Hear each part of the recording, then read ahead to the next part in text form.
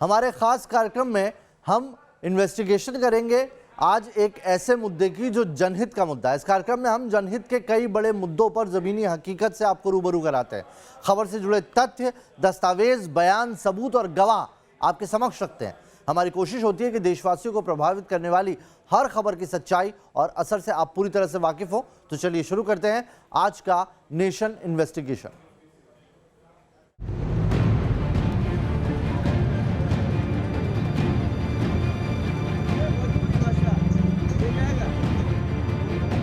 Nation investigation में आज का मुद्दा, मंडी सिस्टम से किसे फायदा।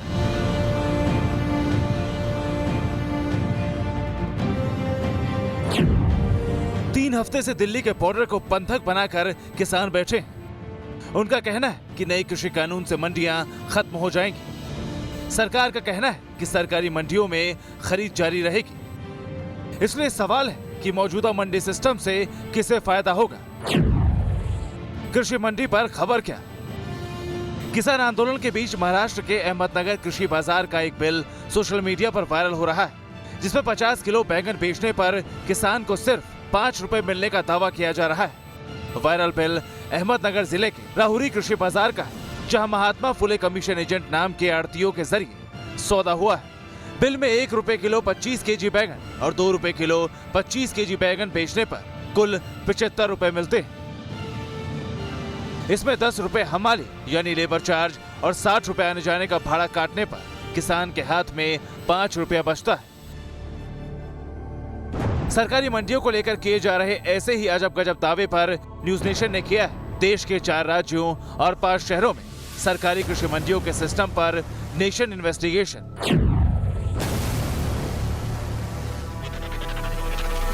सरकारी मंडियों में क्या किसानों को उचित दाम मिलता है? इसकी तफ्तीश में न्यूज नेशन की टीम अहमदनगर जिले के उस किसान के पास पहुंची जिन्होंने 2 साल पहले 10 पैसे किलो की दर से बैगन बेचा था। उस किसान ने 2 साल पुरानी रसीद और 5 रुपए का सिक्का बचा कर रखा हुआ है। हमने उनसे बात की। ये 50 किलो बैंगन मार्केट में लेके जाने के बाद उसमें खर्चा, आना जाना और किराया, ये कुल मिलकर सब कटाई होने के बाद 5 रुपए बैंगन के मेरे हाथ में आए। तो यानी आपका मुनाफा जो है वो सारे व्यापारी कमाते हैं? हम व्यापारी, छोटे मोटे बिक्री करने वाले, गाड़ी वाले, किराएदार, गाड़ी का भाड़ा जो लगता है उनका घर चलता है, उसके बाद दलाल का चलता है, उसके बाद छोटे मोटे जो मार्केट में लेके बैठते हैं उनका चलता है। ऐसे बाकी लोगों को ज़िंदगी जीने के लिए जो चाहिए वो किसान के पास से जाता है और किसान को भूखा मरने की वक्त आता है। इसी किसान ने बताया कि इस बार फिर उसने प्याज और बैगन की खेती की और एक दिन पहले ही बैगन बेचकर आए, लेकिन इस बार 1 क्विंटल बैगन बेचने पर उन्हें 5 रुपए नहीं बल्कि 125 रुपए मिले, यानी 1.25 रुपए किलो का भाव। 30,000 के पास उसका खर्चा हुआ और आज तक उसके 5,000 भी हाथ में आए नहीं। और अभी वो 5,000 तो 30 कहा और 5 कहा तो बोले तो 25,000 इसमें है, मैं लॉस में। न्यूज नेशन टीम ने बाजार में उस सब्जी विक्रेता से भी बैगन का बाजार भाव जाना जिसके पास इस किसान का बैगन पहुंचा था। बैंगन का होलसेल मार्केट में 20 या 25 रुपए होलसेल मिलता है। यहाँ आके हमको 30 या 40 रुपए तक बेचते हैं हम।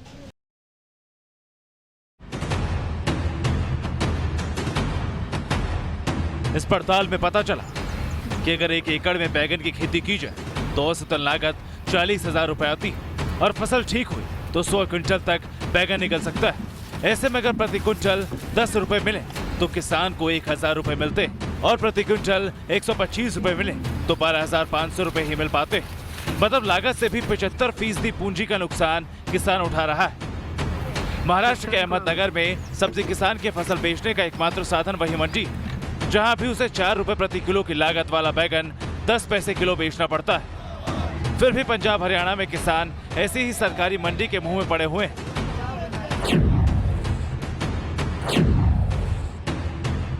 सरकारी मंडियों में आखिर किसानों का कितना फायदा होता है, इसकी पड़ताल के लिए न्यूज नेशन की टीम ने पंजाब के किसानों से बात की। सरकारी खरीद की मंडियों में आड़तियों से बात की और पता लगाने की कोशिश की कि सरकारी मंडियों का मोह इन किसानों में क्यों है। हम जो शुगर मिलों को गन्ना देते हैं, हमारी पेमेंट वहाँ से नहीं हो रही, तो हम क्या गारंटी है जो हम बड़ी कंपनियों को बेचेंगे वो हमारी पेमेंट टाइम से देंगे। आड़ती हमारा रात के 12 बजे भी हम उठा लेते हैं। जब किसी का बच्चा बीमार हो जाए तो उससे पैसे उठाने में हमें कोई दिक्कत नहीं आती। ਜੇ ਬੈਂਕ ਤੋਂ ਅਸੀਂ ਲੋਨ ਲੈਣਾ ਚਾਹੀਏ ਤਾਂ ਤੁਹਾਨੂੰ ਪਤਾ ਵੀ ਕਿੰਨੇ ਦਿਨ ਦਾ ਟਾਈਮ ਲੱਗਦਾ ਹੈ। ਅਸੀਂ ਆੜਤੀਆਂ ਨੂੰ ਜਾਣਦੇ ਆ, ਸਾਨੂੰ ਆੜਤੀ ਜਾਣਦੇ ਆ ਚੰਗੀ ਤਰ੍ਹਾਂ। आड़ती बिना जिम्मेदार का बिल्कुल नहीं सरता है। आड़ती रहना चाहिए जी, उससे बिना तो हम किसी काबिल भी नहीं हैं। पंजाब की सरकारी मंडियों में बैठे आड़तियों से भी हमने जानने की कोशिश की कि मौजूदा सिस्टम किसानों के लिए कैसे और क्यों कर फायदेमंद है। हमारे जो मंडियां हैं, मंडियों में जो माल बिकेगा वो एक बहुत सबके सामने और बहुत बढ़िया तरीके से माल बिकता है। प्राइवेट मंडियां आ गई तो फिर तो सब नुकसान होगा और जिम्मेदार भी परेशान होगा। यहाँ पे पूरा मिलता है जी एमएसपी। जो एमएसपी है वो पूरी जिम्मेदार के पास जाती है। हमारे पास तो जो परचेजर है उससे आड़त आती है। जैसे पेप्सी ने लगाया था प्लांट मोगा में, उन्होंने कहा था जी हम आलू खरीदेंगे, अगर बाद में नहीं लिए तो क्या कर लिया। फिर जिम्मेदार का खर्चा है, वो तो रोज का खर्चा है। फसल आनी है 6 महीने बाद, अगर आड़ती बीच में से निकल गया और आड़ती ने एडवांस ना दिया तो वो कहाँ से खर्चा करेगा, 6 महीने कहाँ से खर्चा चलाएगा। ये भी एक बहुत बड़ा रीज़न है कि उसके 6 महीने काटने में हम उसकी मदद करते हैं। सरकारी मंडी की खरीद का सच और आड़तियों किसानों के बीच के रिश्ते की पड़ताल में हमने हरियाणा के आड़तियों और किसानों से भी बात की। यदि मंडी सिस्टम खत्म हो जाएगा तो जिम्मेदार की पेमेंट की गारंटी कौन लेगा? सबसे बड़ा क्वेश्चन ये है। बिहार की मंडियों की फ़ोटो देखो आप, मेरे पास है फ़ोन में, दिखा सकता हूँ मैं आपको। तो वहाँ क्यों नहीं इसके कानून ने काम किया? वहाँ का कितना दर्जा उठ गया, वहाँ का किसान कितना फ़ायदे में चल रहा है, मुझे बताएं ये देख के। किसान का पैसा फिर यहाँ सेफ है, वो आड़ती से पैसा ले लेगा। मंडी से खरीदने में सबसे पहले बड़ी चीज़ तो है किसानों की, कि कोई भी खरीदार खरीद के ले गया, जहाँ ये आड़ती सर्विस दे रहा है वहाँ टोटल पेमेंट की जिम्मेवारी आड़ती की है। ये तो कह रहे हैं कि ये बाहर बेच लो, ठीक है बाहर बिक जाएगी, जहाँ पौने दाम में कुछ कम में बिकेगी, उससे बाद भी तो हर रोज़ की ज़रूरतें हैं। आज भी ज़रूरत है, ये तो मतलब आज मैं यहाँ पर धान लेकर आया, आज पैसे दे देंगे, उससे बाद की ज़रूरत है जो 6 महीने में मेरे पास फसल नहीं है, उससे बाद हम किससे पैसा लेंगे। ये पक्की गल है, ये गवर्नमेंट गलत पासे तुर भी है। हालांकि किसानों की नजर में ये फायदे भी सिर्फ धान गेहूं जैसी फसलों के लिए ही हैं। न्यूज नेशन की टीम मध्य प्रदेश की मंडियों में भी पहुंची। इंदौर की मंडी में किसानों की आवक कम देखी गई। किसानों से तफ्तीश में पता चला कि किसान मंडी के बजाय बाहर अपनी फसल बेचना पसंद कर रहे हैं। बाहर पहले जैसे माल दिया बेचा और पैसे नगद आ जाता है, और मंडी किसान माल लाता है, पहले तो मंडी तुला हुआ परेशान भी होता है, इसके बाद में माल के पैसा टाइम से नहीं मिलता है। जब अभी खाद की बोरी लानी है 10 ही, तो 10 के पैसे ही नहीं रहते हमारे पास। अब यहाँ आया गाड़ी वाला का भाड़ा भी नहीं दे सकते हैं, ये प्रॉब्लम तो चलती है। इस कारण से थोड़ा सा मंडी बाहर, अधिकतर हमें बाहर गाँव बेचना पड़ता है। 5-4 कुंटल गेहूँ, सोयाबीन कुछ भी हो। क्या है, ये किसान का ही माल खरीद के व्यापारी मुनाफा कमाता है, किसान को मुनाफा कम मिलता है। 8 रोज लग पेमेंट नहीं डालते किसान को। हालात ये कि किसानों की आवक कम होने की वजह से मंडी के अफसर कर्मचारियों के वेतन का भी संकट सामने दिखाई दे रहा है। जून से लेकर नवंबर तक अभी मतलब विगत वर्ष की अपेक्षा लगभग आवक में 27% की कमी हुई है, और इसी के अनुपात में आय में भी 42% की कमी आई है। इससे तो यही देख रहे हैं कि अगर इस तरह का रहा तो निरंतर मंडी की आय में कमी होती जाएगी, जिससे हो सकता है भविष्य में भाई मंडी की आय कम होने से कर्मचारियों के जैसे वेतन भत्तों की समस्या हो सकती है, क्योंकि हम लोगों को मंडी की आय से अपने वेतन भत्ते पूर्ति करनी पड़ती है। तो अगर इस तरह की कमी परिलक्षित होगी तो भविष्य में हम लोगों को वेतन भत्ते की समस्या आ सकती है। एमपी के जबलपुर मंडी के पड़ताल में भी ऐसा ही कुछ सामने आया कि कुछ किसान जहां बाहर के बाजार में फसल बेचने को फायदेमंद बता रहे थे, जबकि कुछ किसान सरकारी मंडी को सुरक्षित मानते थे। ये सच तो बाहर ही बेहतर है भैया, कि रेट का तो किराया भाड़ा लग जाता उससे ज़्यादा।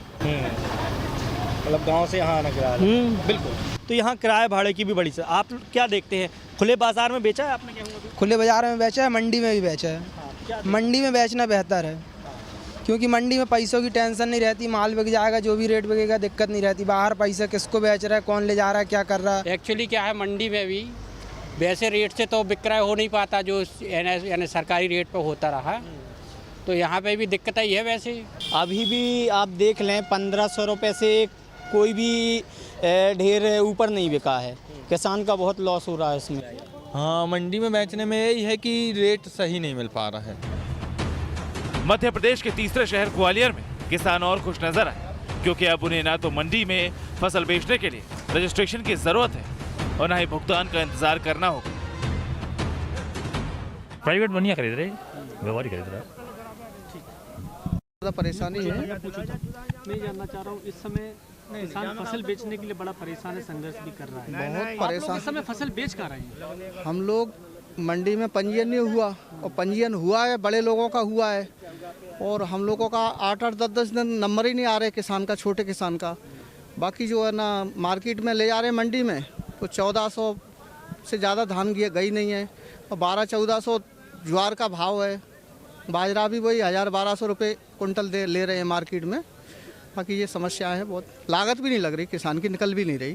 कहीं नहीं बेच रहा है वैसे ही, अड्डा वगैरह में कम भाव में बेच रही है। मट्टी मोल है।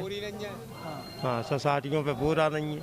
मैं ये जानना चाह रहा हूँ, किसान इस समय अपनी फसल को कहाँ बेच रहा है, किसको बेच रहा है, बेच पा रहा है कि नहीं बेच पा रहा, सरकार में बेच रहा है कि प्राइवेट में बेच रहा है? सब जितने भी दलाल हैं उन्हें बेच रहा है। जो मंडी में 1868 रेट हुआ करती थी सोसाइटी की, उससे सभी व्यापारी ऊपर खरीदें तो होता है किसान का भला। अगर इसमें 1400-1300 धान खरीद रहे हैं, वो सोसाइटियों पे जा रही है। वो जितने भी दलाल सोसाइटियों पे दलाल बैठे हैं, सरकार के मान लो या नेताओं के मान लो, यहाँ ज़्यादातर किसानों का नुकसान ही हो रहा है।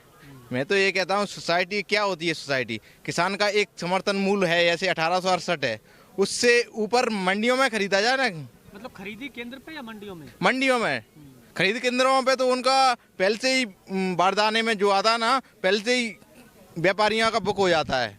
जो वेयर हाउस होते हैं उसमें आज 20% किसानों का तुल रहा है और 80% व्यापारियों का तुल रहा है। क्या है? खरीद केंद्र अभी चल रहे हैं? हाँ, खरीद केंद्र चल रहे हैं अभी।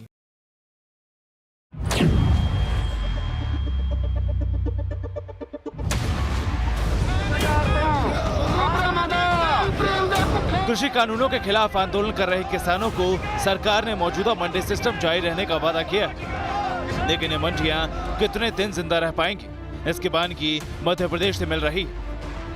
मसलन मध्य प्रदेश की 269 सरकारी मंडियों में से 47 मंडियों में किसानों ने कदम नहीं रखा। 143 मंडियों में 40 से 50% आवक हुई। सिर्फ ग्वालियर संभाल की बात करें तो पिछले साल नवंबर के मुकाबले इस नवंबर में 49% आवक कम हो गई।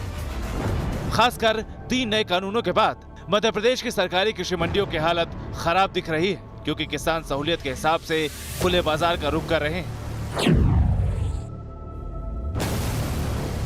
हरियाणा, पंजाब, महाराष्ट्र, मध्य प्रदेश के 4 राज्यों और 6 शहरों में धान गेहूं से लेकर सब्जियों तक के किसानों के बीच पड़ताल पर न्यूज नेशन ने पाया कि पंजाब हरियाणा के किसानों की सरकारी मंडियों में धान गेहूं बेचना सुविधाजनक है। फल सब्जी के किसानों को सरकारी मंडियों में मिट्टी का भाव भी नहीं मिलता है। नए कृषि कानूनों के बाद किसान खुले बाजार का रुख कर सकेंगे।